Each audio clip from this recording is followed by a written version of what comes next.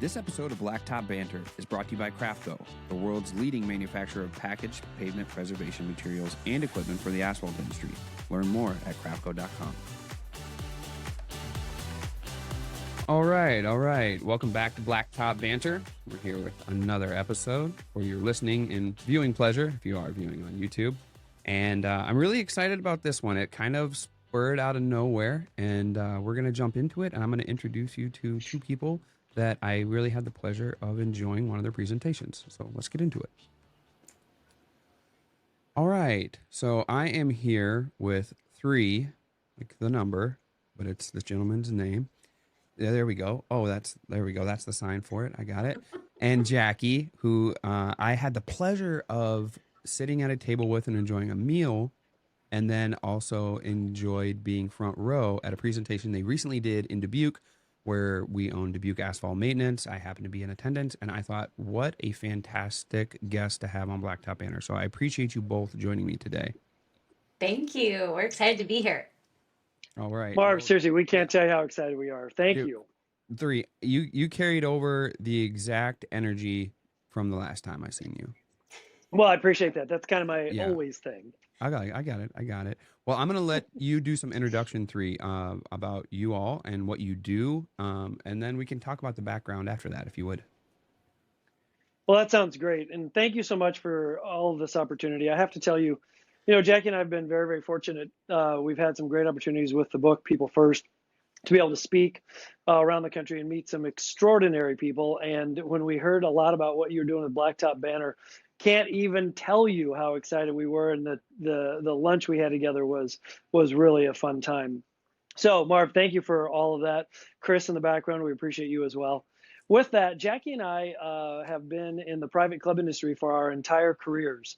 And it's interesting because many of you out there will think, gee whiz, what in the world would that have to do with what we do on a daily basis? Well, our reality is that the private club industry is all about people.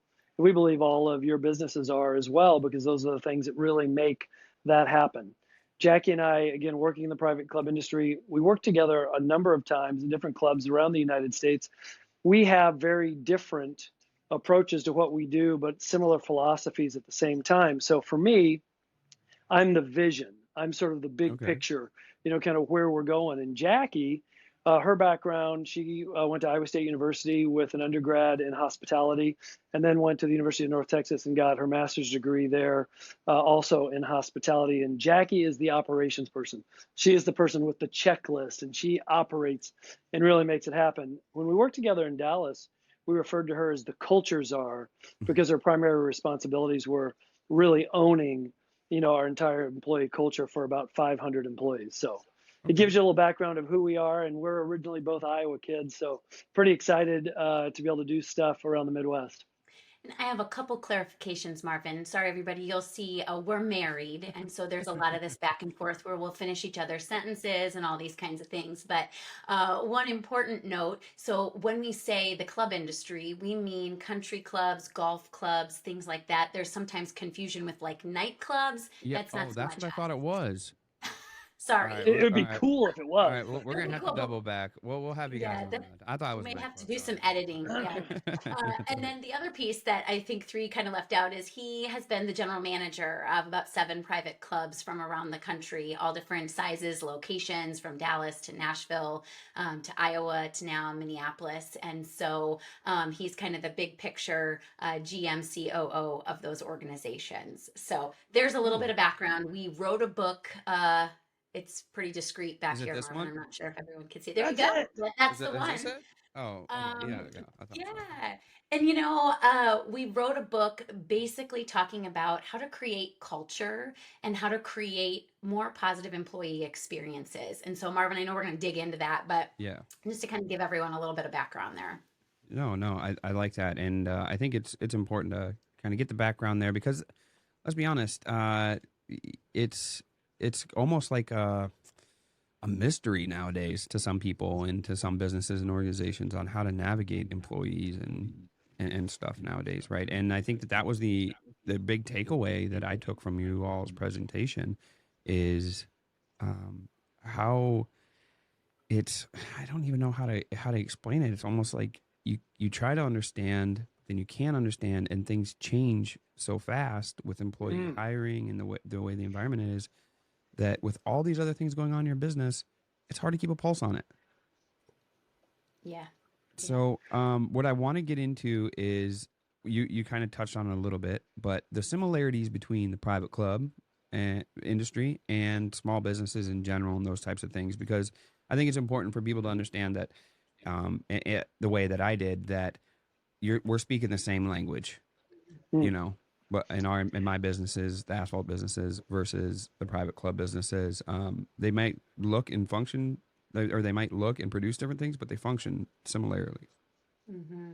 Well, that's exactly right, Marvin. And it's been an interesting thing. So I've been a speaker all of my life as a general manager. And as I would speak to college classes around the country, I would sort of draw this idea. And it is basically the idea that if we took our team that manages a high level private club where people have to pay dues just to come in and have any form of experience, right? Any sort of customer relation, they're already paying a fee to do that. And Right. we have to do that at a very high level, or you would just go to a regular restaurant or a regular golf course or whatever. So with us, I have always said that if we took our team and we picked it up and we went and managed Walmart, Yep. I've never worked at Walmart, but I know that we would do it very well because it's based on surrounding yourselves with the experts in any one field and then going out and building these strong teams, that go out and ultimately achieve whatever your corporate goal is, right? Mm-hmm. So when we think about it, what does that get to? It basically gets to the idea that the foundation of everybody's business isn't P&L, isn't necessarily even really the product or the service. It's about the people that are actually achieving that. And it's not about the CEO or about the owner of the company. Being honest, no matter how talented that one individual is, it is a ludicrous idea to imagine that they can be everywhere at once. They can't. Right. So no matter how good, they've got to surround themselves with people that are even better, who are out there representing the mission and the vision and being exactly who you want them to be with their attitude and their energy. And when that happens, then you have all these people out creating what ultimately is really the foundation of your entire company. Jack? Yeah, well, Marvin, I'm sure your industry experienced the same thing that ours is still experiencing, which is the labor shortage, right? And like Mm-hmm. the competition for workers is like ridiculous. And I can't even remember the numbers, but 1.5 million jobs open and like 1.6, people for Yeah. the position. So it's just crazy. But so the competition is there, right? And everybody's had to evolve and do things differently. And it's been a challenge, and so there is no magic button or the easy button, right, for what to do. But it's kind of where we really come at it, as it is about your team and your employees, because if you don't have employees, you don't have people, it doesn't matter what your product or your service is, you got nothing, right? You Yeah. honestly, and that's something I think a lot of companies have experienced over the last couple of years. Yeah. And I think something like during time, I know you guys did a great job on this during your presentation. The employee in general has changed over time, even over the last 50 years. We had a conversation when we were there, you and I, about how there used to be a certain thing like in the, I don't know, 50s or 60s, at least when I talked to people that own businesses back then or that long, that an employee and their family felt so much pride when they're like, yeah, he's working over there. Oh, He's got a job, absolutely. or they're like, I got a job over here. And now it's like, well, I can get a job anywhere. And I don't necessarily know that they have as much pride as they used to back then. Jackie, you said, well, in your presentation, like back in the day, people would work somewhere for 30 years, 40 years, right? On one run. And now if you get 30, 40 days, you feel pretty good if you can get somebody Yeah. sticking around that long. What's changed? What changed in that amount of time? So, Marvin, I know we shared this in our presentation. This kind of blew our mind, but what happened during the pandemic is everyone shifted. There's a thing called a psychological contract, which we didn't know there was such a thing. It's basically an unwritten agreement between an employer and an employee as to like how much we're willing to give in return for payment. Mhm. And sort of a miraculous thing that happened during COVID is everybody looked at that and it sort of shifted. Doesn't matter how old you were, doesn't matter what industry you're in, it shifted and people reevaluated how we work and why we work. And so today, I mean, we kind of looked at life differently, right? After living through a worldwide pandemic. Mhm. And so today, people want more flexibility. They don't want to necessarily work overtime hours like used to be the thing that everyone was fighting over who got the Yeah. overtime hours, right? Yeah. People are really looking at their lives. They want more flexibility. They want to be able to work from home if possible. All those kind, they want employers who genuinely care about them and who are going to invest in them. They want to do something that matters more than just collecting a paycheck. And Yeah. so all of these elements, and of course they want to be paid more, Right. right? Right. As Right. we all know. And they want to work less. And so Yeah. that is a challenge. Like across the board, we have to pay people more. We have to have more people because everyone wants to work less. And so it's sort of been a conundrum, I think, for employers to really figure it out. Yeah. I mean, just that statement alone, right? People want to be paid more and work less. As a business owner, you do, Right? right? 'Cause you're like, what in the world did you just say? But that's Hey, the way. Jackie. That's reality. Oh, go ahead. Excuse me. No, go ahead. No, go ahead. Three. Hey, Jackie, add to that the Fred Fung side of that story, will you? Oh, yeah. So we have a friend that manages a club down in Florida, and he told us that, and this a little bit outdated now, but in January of 2020 and in January of 2021, he had exactly the same number of employees, same Yep. number of employees, but he was 91 positions short in 2021 Okay. because everybody wanted to work less. Everyone pulled back their availability. And so then you think about, we can't find people. And now we need more people and we have to Yeah. pay them more. And now everybody, we joke, and you may want to edit this out, but No we way. sort of feel like people have maybe become kind of sissies, right? Like Right. if one bad thing happens, they're like, well, I'm not showing up tomorrow. And I don't know, there's the tougher business, I guess, kind of employee mentality sort of Yeah. left. And I think it's frustrating maybe to some employers, but also I think we can come at it from a different place. And that sort of, our book was sort of perfectly timed because it does talk more about seeing our employees as human beings and Yeah. really having some of those open conversations. I mean, today we encourage employers when they're in interviews to say, what do you want out of a job? Like, when do you want to work? How much do you want to work? Okay, we can deal with that. Like, we can figure that out. Not very long ago, I mean, I would be interviewing people and say, we need you to work this many hours a week. We need you to work these days. We need you to work these times. This is what you have to wear. This is what you have to look like. This is what you. And today we can't really do that, right? So Right. there's really been a dramatic shift. Yeah. Yeah. Three, you can kind of touch on this a little bit. I know you loved relaying over to Hy-Vee, and you all played a commercial that they have, and literally, I think that might have been one of the aha moment. Hmm. But no, it's not something that, and you express this. This isn't stuff that you don't know deep down, right? It's just Right. stuff that you're not implementing in your hiring process all the way through, and that's that. The Hy-Vee one, they met people where they are, right? They meet them where they That's are. right. They let them be themselves inside of their business. It doesn't, it almost, the commercial made it feel like when you're here, you're not at work, right? And it's like, oh man, everybody wants that. Like if you're an employee, that sounds fantastic. You're just hanging out as you. How is that? How is that brought to the table during a hiring process? And then how is that brought to these people that do the hiring to say, all right, you have to realize this and make this shift nowadays? Well, and that's the word. You just use it. It's a cultural shift. You've got to train everybody who's out there doing your hiring first to be representative of this new way of looking at things, right? And that idea of, for me, obviously, I'm in the private club industry. I have a golf course right there. I have a pool right there. I have tennis courts and restaurants. We're kind of in the fun business, right? Right. So you would think, you'd say, well, gee, that's got to be easy. To be honest, it's a lot of stress and it's a lot of hours and it's all nights and weekends and all that junk holidays. So we go out and we have to make it very clear that we want people to come and work here and really enjoy it, really have fun, because if they are miserable, that translate terribly, to our customers, right? Mm-hmm. So when we look at places, and I'll tell you two stories that's happened to us twice in our lives. Jackie and I, two different times. You'll think we sit on our couch a lot.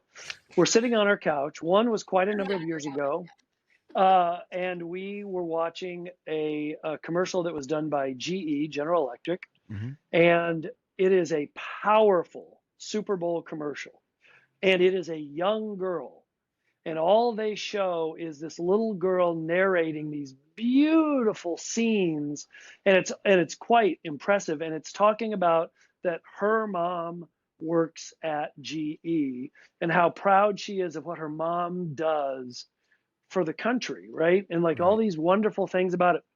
I mean, that had to be a multi-million-dollar spot, right? Yeah. And it's just a celebration of working at GE. It's not about what they really do. It's not about, their products and services.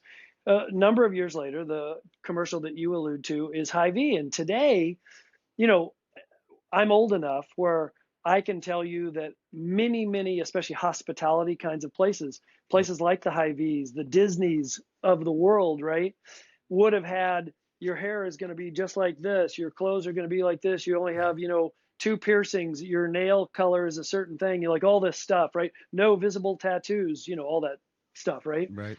And today you see this commercial come out, and Hy-Vee runs it for months, and it's on, and they're not trying to sell groceries or gas or anything. All they're saying is, we want you to come here and be who you are because Mm-hmm. we value that. We feel that special, and that's going to make us better.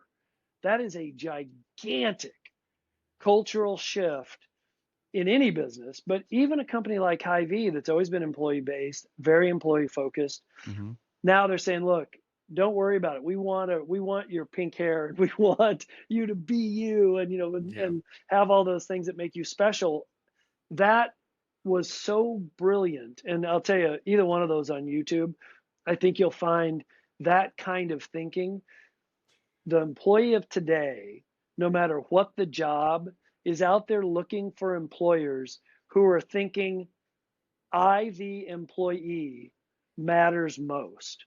Mhm. And that is a complete change in the way things have been done over the last 30 years. Yeah, that Yeah. was actually the perfect tee up three, too.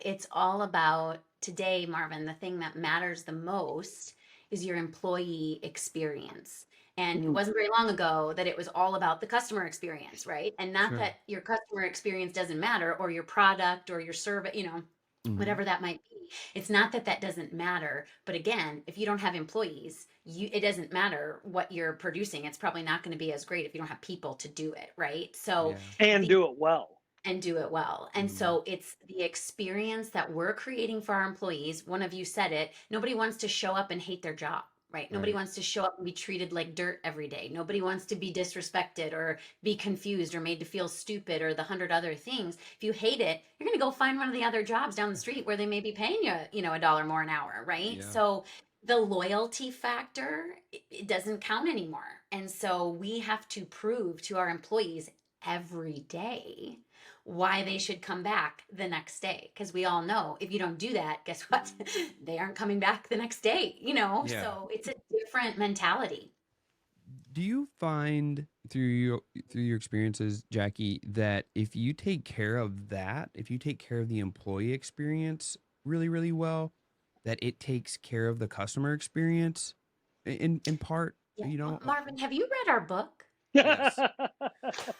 It's literally yes is the answer, Marvin. I'm picking on you. I have to keep this banter going, right? Right. But yes, I mean, that is the secret to Yeah. everything, is if you focus 100% on your employees and making sure that they are happy and they are well taken care of, guess what?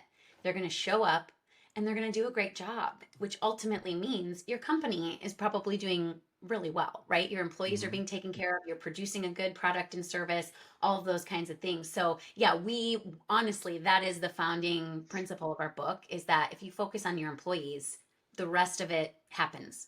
Go ahead, It, three. I'm sorry, were you going to add Well, something? I'm just going to add, it creates an ownership, right? And yes. so, you might be the CEO or the owner or the manager or whatever of your business, and that's all great. You want everybody who's working there to feel some sense of ownership, like, the pride. You actually said it a minute ago, Marv, when you were talking about, years ago, people went to work. I'm from Newton, Iowa, where the Maytag Corporation employed 9,000 of the 16,000 people that lived in the city.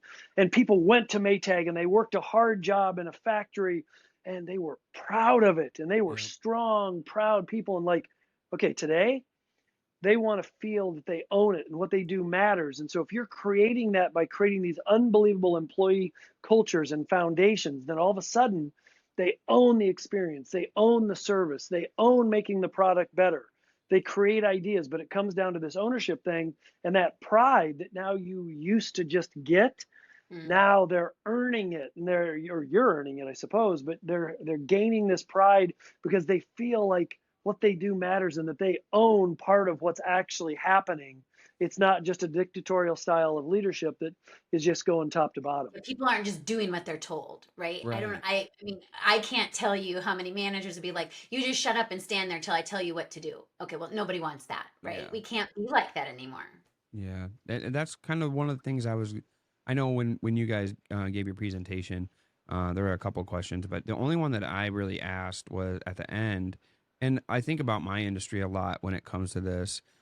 Uh, it's an industry where, and I explain this to you all, where your hands get callous, right? Where you get asphalt on your hands and on your boots, and you're out in the heat, and the days are long and hot and exhausting.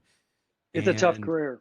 it's a tough career, and most companies, the owner was the operator at one point, and they went through that and did all that, and they had to go through all that in order to get to where they are now. When I did read the book and came with the 5 steps that you guys spoke in there, uh, it's I asked you the question of, do you encounter struggles from owners who have owned their company for 20 or 30 years and now they're having trouble hiring and keeping people because they don't have that mentality? They're ingrained the other way to where they're like, we just showed up and did what we were supposed to do. And Mhm. how how tough is that? How does somebody transition into that if they're looking to keep going in their business? Yeah. Marvin, it's hard. I mean, because for a lot of us, I mean, we grew up in a different business world, right? Where, we joke, I probably used this example in our presentation, but, I worked with a chef that if you crossed him the wrong way, he held up a knife at you, I mean, and today, God help you, you'd be going to jail. I mean, you can't do those things. Right. And so it's a different world out there. And so I think really, for people that this isn't their second nature, it's then finding somebody through. I'm probably stealing what you're going to say, three. I'm sorry. Is finding somebody on your team that can be that person, right? Yeah. And that can kind of help you with that, because the reality is the world is different, and we can't treat people maybe the way that we were treated as we were coming up in the ranks. It can't be this is what you got to do because this is how I did it. We have Right. to look at that completely differently, and that can be hard, Marvin, for a lot of people. Go ahead, three. Well, I would just add exactly everything you just said, but I would just add to it. So if you know that the owner in this example has sort of that mindset, which again is very understandable. So then the person, like say somebody in the company, needs to go to that person and sort of pitch this sort of new way to look at creating this employee experience, this employee culture, and then be sort of the advocate to go and achieve that. Yeah. Even if it doesn't really fit, most of these business owners are so smart, they realize that some of the world is changing around them. And Yeah. so with that said, I think it's easier to make a case that somebody else in the company can then own this sort of shift to try and attract and keep great employees. Yeah. You, And it doesn't have to be complicated, Marvin. okay. We are big believers that everybody likes to overcomplicate everything, so we try to make it like as easy as humanly possible. And the whole thing is yeah. The whole thing is just treating people well.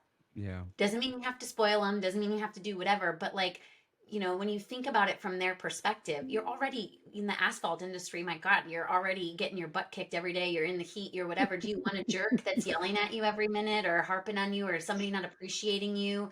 No, like, why Right. would you want to come back? So it's these things where just like humanizing it and being like, hey, thanks for sweating out here with me. We're really doing great work, and like, let's get out of here as fast as we can and get home for, hit the showers. But whatever Yeah. it might be, just like being more real and genuine and caring goes a long way. Yeah. And I think about the battlefront that you two are on, right? And it's such a noble one because it's one of those things where people would much rather just complain and not look at it, right? And not be like, oh, this is not where the problem is. Like, it's here. The problem is something that I can't solve or can't do. I want to get into glancing over those 5 steps and some of the 5 steps from the book. Yeah. And we're going to do that really soon here. We're going to take a brief commercial break from a word from our sponsors that allow this show to happen. And then we'll pop back in with 3 and Jackie and go over some of those steps and some of those details. Now that spring is here, it won't be long before we're back out in the field.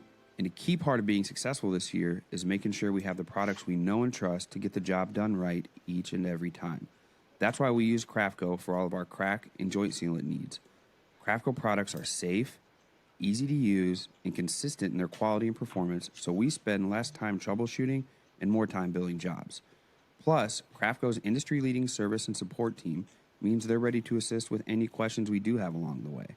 So, if you're ready to ditch the hassle and the headaches this year, visit craftco.com and give their products a try.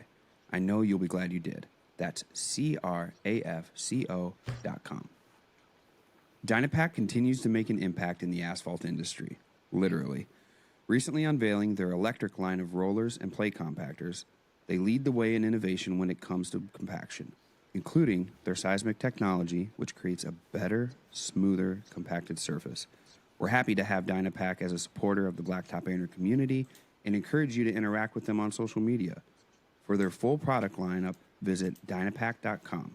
Dynapack, your partner on the road ahead.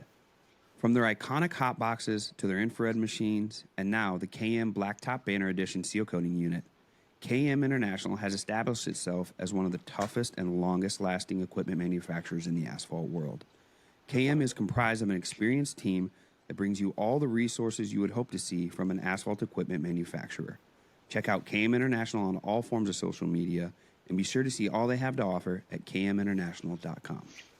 Asphalt contractors, are you guys tired of using 10 different programs to create a nice professional looking report for your customer? Are you tired of having to drive back and forth to your job sites to capture photo updates and get measurements and quantities for change orders, or even having to mark your jobs out beforehand? Are you also tired of carrying too much stuff whenever you're on site scoping jobs, like a wheel, a pen, paper, and clipboard, and a spray paint can? We were too, so we developed Spot on Site, an all-in-one mobile app that allows you to measure and mark instantly from the palm of your hand, capture photos and videos that are all time-stamped and dated, and generate instant reports that you can send to your customers and your team members for seamless collaboration. This is going to no doubt help you win more work, reduce inefficiencies, and stand out from the competition. Check us out for your free 14-day trial, spotonsiteapp.com. All right, and we're back with 3 and Jackie Carpenter. This is their book, People First. And been talking about employees, and before the commercial break, I mentioned that I think you two are on the noble battlefront of navigating employee issues. Like, that seems to be the theme in business everywhere in our country. And as I said, people don't really want to look at it, right? They don't want to admit that that's a problem because that seems like a monumental task, and that it forces them to pretty much shift their mentality of these people should be coming here to work and do the job that I told them, and that's, and that was in their description, and that's how it's been since the beginning of time. But things change. One thing that I took away when listening to you all's presentation in Dubuque, and maybe you can touch on this a little bit with the 5 steps, is the fact that if they would look at it as an advantage if they do shift, right? Because if everybody's struggling in this area and you can overcome it quickly, then you're in front of the queue. You're in front of the eight ball in that one rather than behind it. And in our industry, that's always been, or multiple times has been, a new type of equipment, whether that's infrared patching on pavement, right? And you're the first ones to adapt it and no one else does, and you become that first, then you have the advantage, and sometimes the other people don't ever adapt and their business goes under. This seems like one of those things, you two, of where if you can figure this out sooner, faster rather than later, you have an opportunity to not only you know, make your business more profitable, but maybe outlast your other competitors around you. Is that something that we see too as well? Absolutely. This is the future. This isn't, we're never going back to the way that it was. So Right. if you stay thinking that like employees are a dime a dozen and I can treat them however I want because there's more in line behind them that want this job, uh, you might have a rude awakening coming, That's tough. right? Like that's not the case. Everybody says we're living in the world that it's going to be for a long time when it comes to workers. So it is a shift, it is a different way. And if you can get ahead of it, just like you said, Marvin, if you can be thinking a little bit differently, and again, we like to uncomplicate things. Here's what we would just tell you, and we'll probably say this again: little differences have a big impact. So don't be like totally overwhelmed with the fact that like you don't know what you're doing and you don't know how to do this. Here's like one little key that we would say: we're going to give you permission to care about your employees as human beings and to treat them better. Simple as that. Just we're giving you permission to treat people better. And it's that little tiny thing, instead of maybe, the joke that you throw out or harping on somebody, you just keep it to yourself and say, hey, you know what? Thanks for being here today. I know it is 97 degrees and hot. Like, Right. thank you for showing up. And those are the things that can have a big impact. Yeah. Yeah, I think that's when you mentioned that before, when we were in Dubuque, that hit home a little bit, right? Because I'm not that guy. I don't need that pat on Right. the back, right?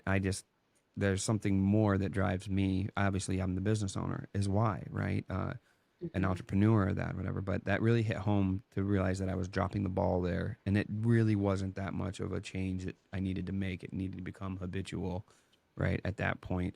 And I know that's a struggle, but you guys go over the 5 steps fairly well, very well in People First. What are some adaptations or things or steps people can take, three, to start moving in that direction, whether they're in the asphalt industry or any other industry and they're having struggles in this area? It's the simplest thing. It's to decide you're going to go out and do it and to commit to it completely, and then to go teach your people, your main management group, whatever that may be, that we are taking on an initiative that is different than who we have been in the past. Because Marv, you said it just a second ago. I don't think anyone has summed up this idea better than you just did, which is ultimately, how in the world does anyone believe that the employee of today or the employee of tomorrow isn't going to continue to think along these lines of these changes that we're seeing? This is going to become a competitive advantage to only the companies that are smart enough to adjust to that future employee and to get ahead of it. And as they start to do that, they'll have great success. And it's such a foundational piece. Yeah. When Jackie talks about the 5 steps are intended to create 5 strong foundations to be able to move this employee experience forward. And with the way things have changed, with the way the future employee looks to us and many, many others, we believe the foundation is the key. Mm-hmm. Jackie, Definitely. what are some of the steps that people can discover and work on? Obviously I want them to read the book. I thought it was great. I thought the way it's laid out there doesn't complicate things, especially for somebody like me, because honestly, truthfully, I don't want to be you know, the hard ass, for lack of a better term, on these on Right. people. I don't want that. Why would I want to be that? That's uncharacteristic of how I want to live my life daily. But there's a lot of people, that's how they ran their business. That's how they were taught the business had to be ran, almost no mercy. Um, what are some of the things that they can do, from within the book and within the steps to Sure. change that?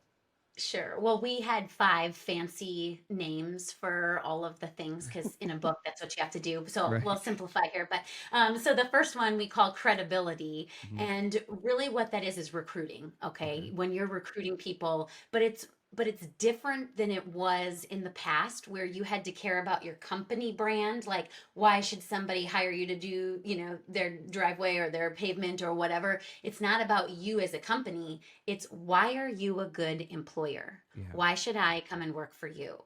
And that isn't something that a lot of people have cared about before because, Yeah. again, employees were a dime a dozen when there's a line of people that want this job. But today we have to care about that. And it comes down to this: what do your current employees say about working for your company? Well, Mhm. it's fine. I get paid well, but it sucks. My boss is a jerk.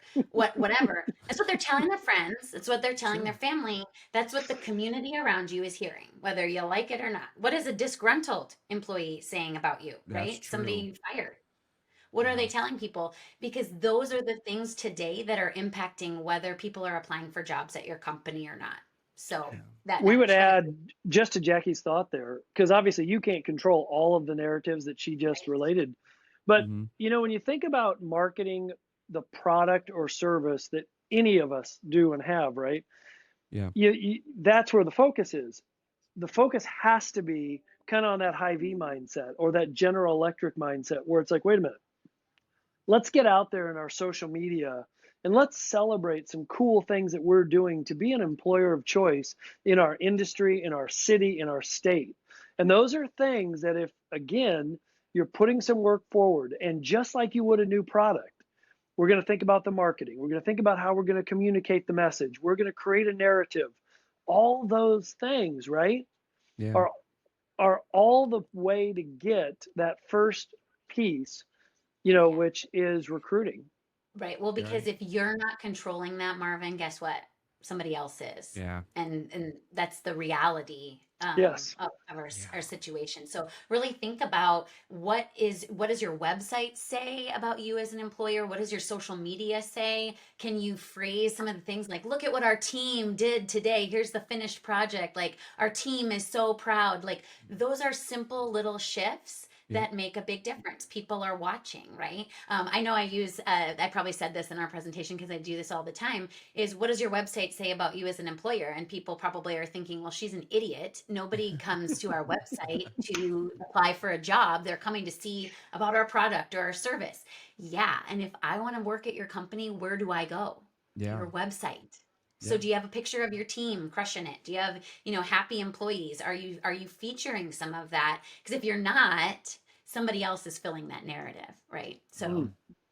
yep. Yeah.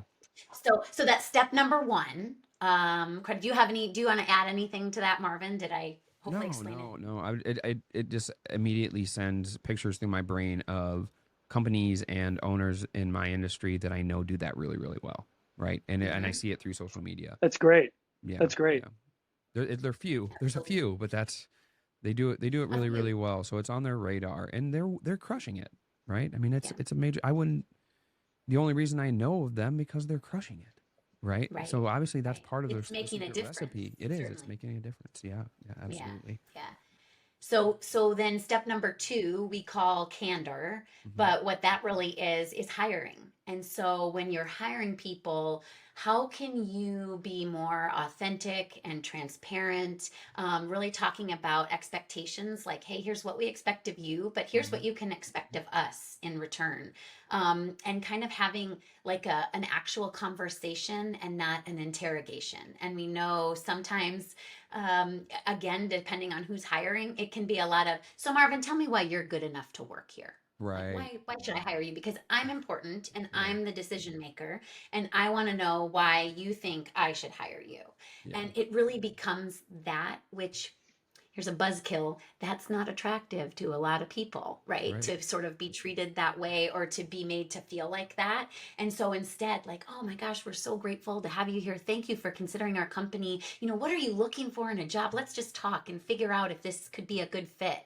Is a much better approach than why are you good enough to work here, right? Right. So candor kind of comes down to being transparent. Go ahead, three. What did I miss? What would you add? Well, no, no, you just hit that right out of the park. But here's a quick sports analogy.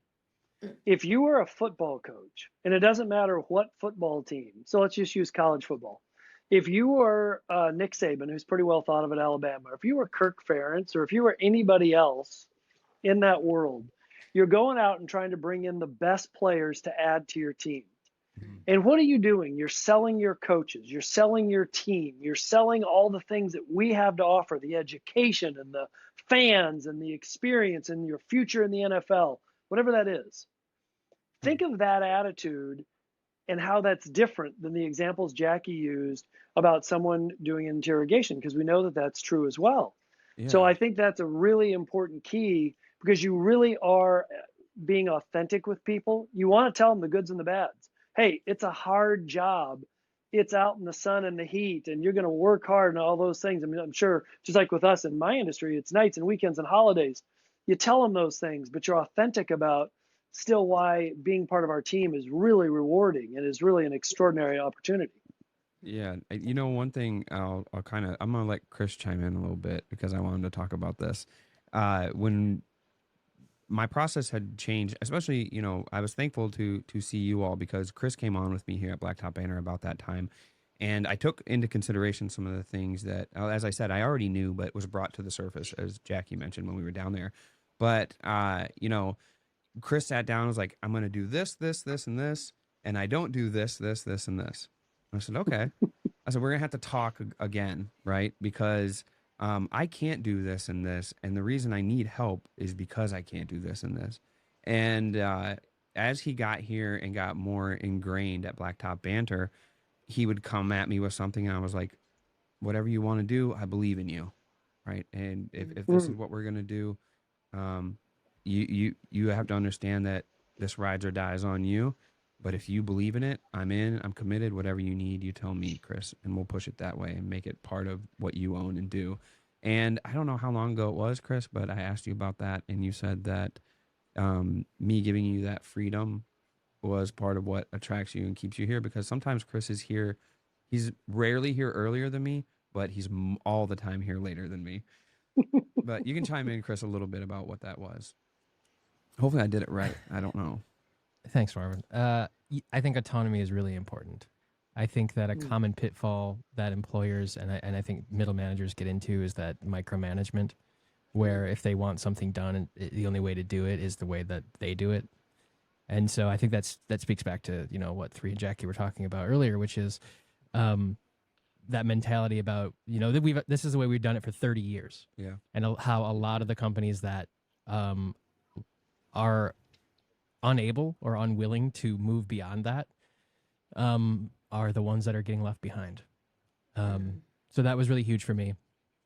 I think also our situation was perhaps a little bit unique in the fact that, or maybe even not. I think that you thought you needed one thing, and so you communicated that to me. But I think once we started working together, I realized that really what you needed help with was something completely different, equally as important, but really it was operations more than it was like, you know, specifically certain marketing or social media tasks. Yeah.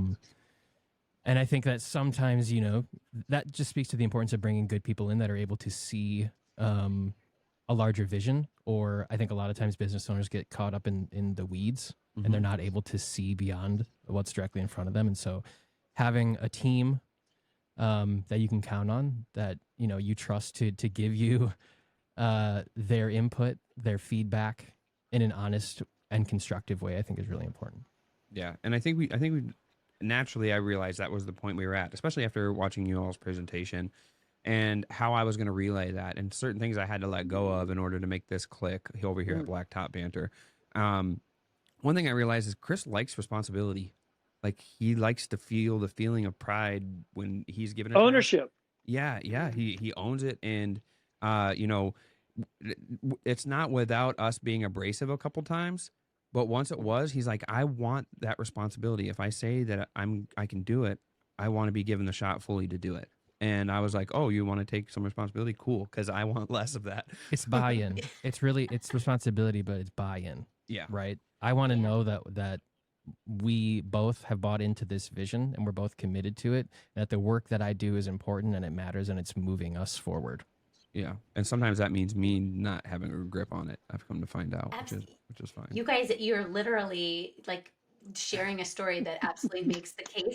And I don't know if you noticed the subtle sign behind Three's head that says, do what you do. You Yeah. literally just teed up that story perfectly because it is. That's exactly what it is. You have a conversation about where we are, what we can do, how we can best work together. And then you let each person do what they do. Like nobody wants to be micromanaged. Nobody wants to be criticized. Like, let's figure it out and support each other and say, hey, I trust you. I believe in you. You've got this. Tell me what you need, but I want you to do it. And you guys are hashtag crushing it right now. We had a 15-minute conversation about this at the beginning of this call before we started recording about how awesome laptop banters are. Woo, I love it. Dying to use that.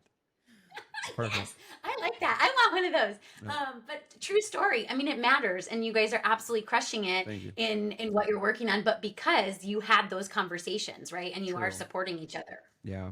Well, it falls on two big leadership principles that you guys have just summed up, well, maybe three actually, beautifully in the story.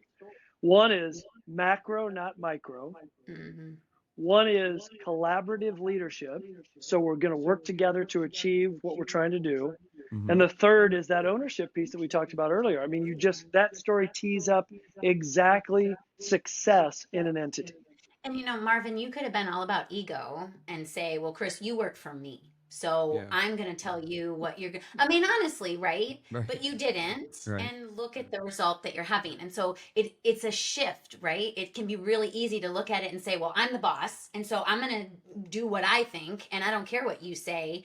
And it takes guts. And a kind of a different way of thinking to say, well, Chris, what do you think? I'm bringing you in to be an expert. I'm bringing you in. Tell us what you think, Yeah. and he did.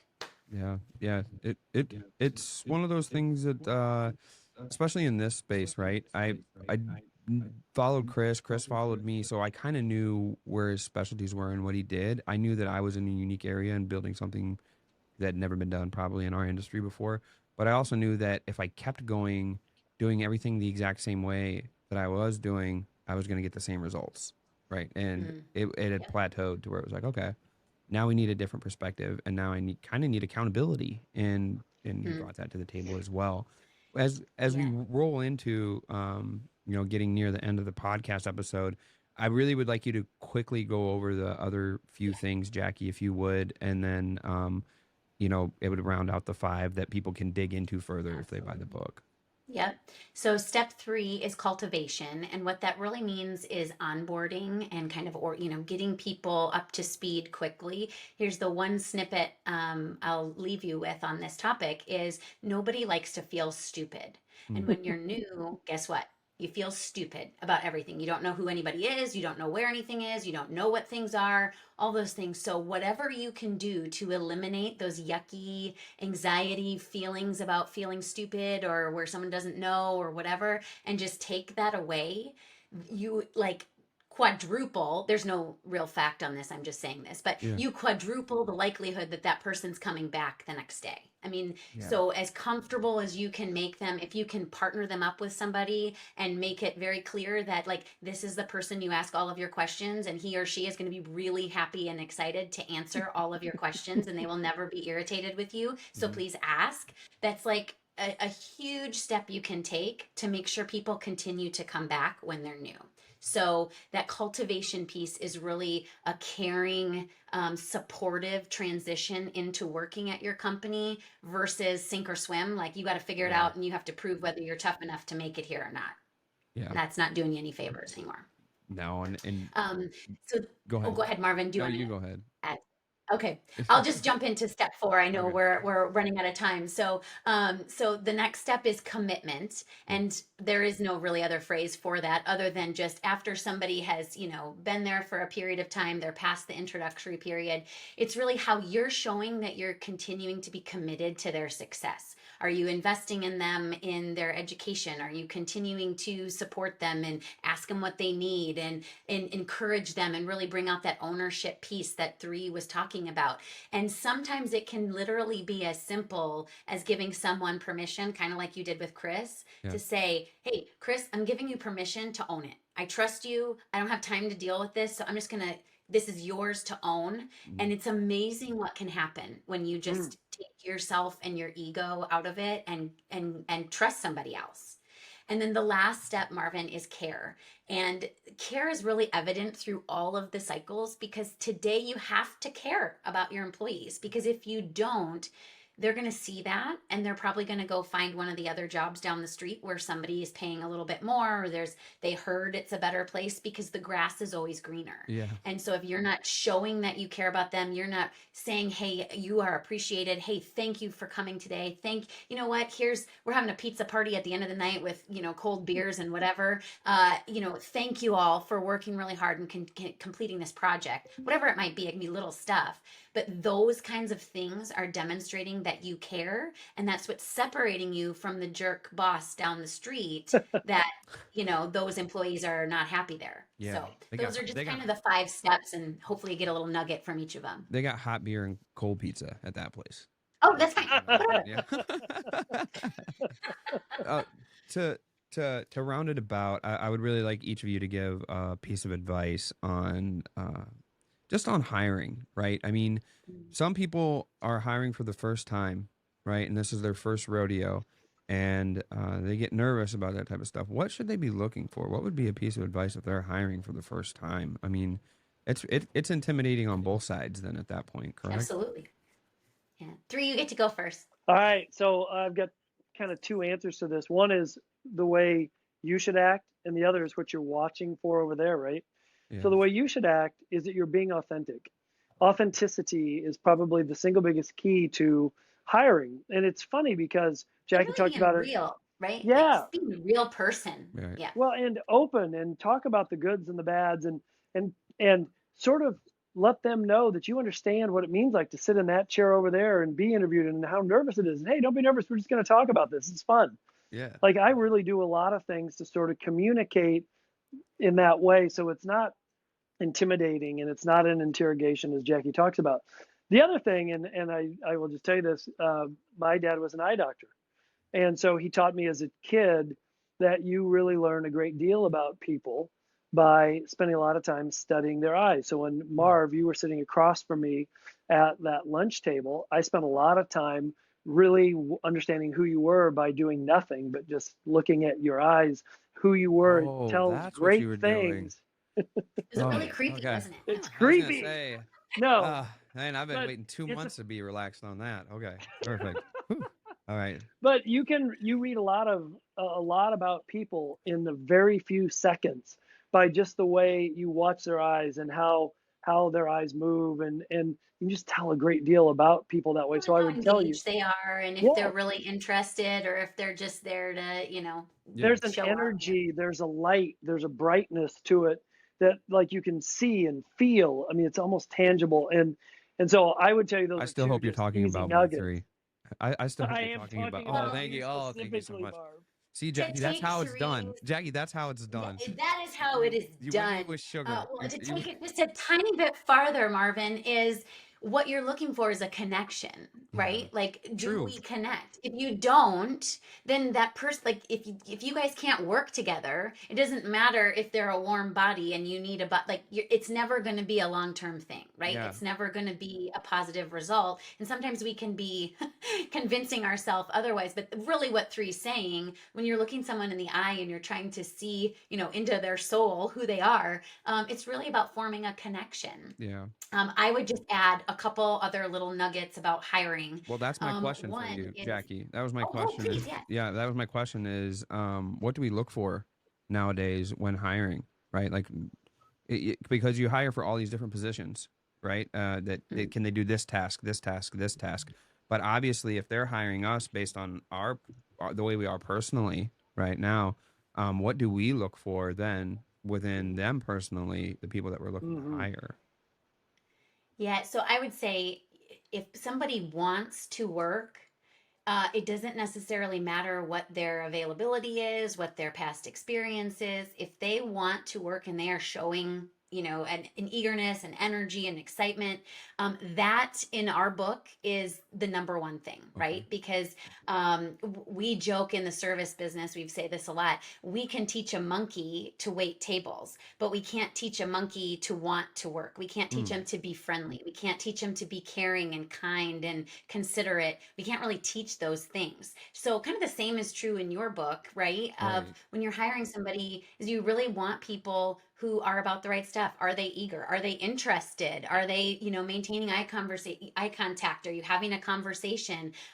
Those are some really simple things. Today, it's the soft skills, right? The integrity, the, personality, the character. Those are the things that have way more weight today in our working world than what your past experience is, than what your resume says, than how many years have you done the job. Like that stuff doesn't matter as much. Yeah. And I think about that as that parlays over into our industry, these big projects where we hire people to be in charge of them, and we have a small time frame and a schedule in order to make that day happen. Otherwise, and there's 7-figure contracts, some of them high 6-figure contracts, where it has to happen in this time frame or it's not going to work. If you hire the wrong person to be in charge of that, that's catastrophe. That can, in our industry, that can bury companies. If it's the right project and there's a lot of weight on it, it can bury some companies. So I think it's very, very important. I really appreciate you two being here. I think we'd love to have you back, obviously. And I think that what you speak about and what you talk about and that battle line, that front line I keep telling you that you all are on, I think it transitions great to all business, let alone the asphalt industry. So I really encourage people to dig in more and buy your book. Where can, Jackie, I'll throw this one to you. Where can people find you all and find the book if they want to buy People First? Yeah, absolutely. Books are available anywhere they're sold. So Amazon, Barnes and Noble, there's an audio book if you want to listen in the car. And you can also check out our website, which is 3andjackie.com. And 3 is spelled out. It is the number. You heard that correctly. So 3andjackie.com. Perfect. And online, besides the website, are you guys on social media doing anything in that regard? We are. Yep. We're just 3 and Jackie, all spelled out. We're on LinkedIn, Facebook, and Instagram. So perfect. Yeah. Alrighty, I would like to ask you if there's anything on your side that you would like to speak about before we close out. 3? Well, we would just leave you with this, I think. 3, unless you want to chime in here. You go first, I'll end. Me, okay. Perfect. Well, we would just leave you with, it's when you're looking at your daily tasks and what you're walking away with every day, we know you have 1,000 things to do and it's hot and, you're juggling all these things. We just would urge you to pay more attention to the people, worry less about the tasks, and start caring more about the people and watch what happens, because you're going to see a positive impact and a positive result, but it's maybe different than what you've done in the past. Perfect. 3? It'll sound cliche, but the power of many is so much stronger than the power of one. So when you build these strong teams of people that care, that own it, that want to be part of something that really matters, can accomplish anything. Anything. Perfect. I appreciate it, you both. I really, really do. I'm glad we were able to become friends, especially at the event. And I'm looking forward to working with you more in the future. I really encourage anybody to hop out and buy the book. It's a great read. You guys do a great job, fantastic job. And we'll be excited to see you and have you here in the future. So thank you so much, both of you. Thank you. Thank you so much. Thank you, Marvin, Chris. We appreciate you all a lot. Go Blacktop Banter. Hey, appreciate it very much. Appreciate it very much. All right. So for myself and for Chris here in the studio and for 3 and Jackie, this is Blacktop Banter. And as always, we speak asphalt. Peace.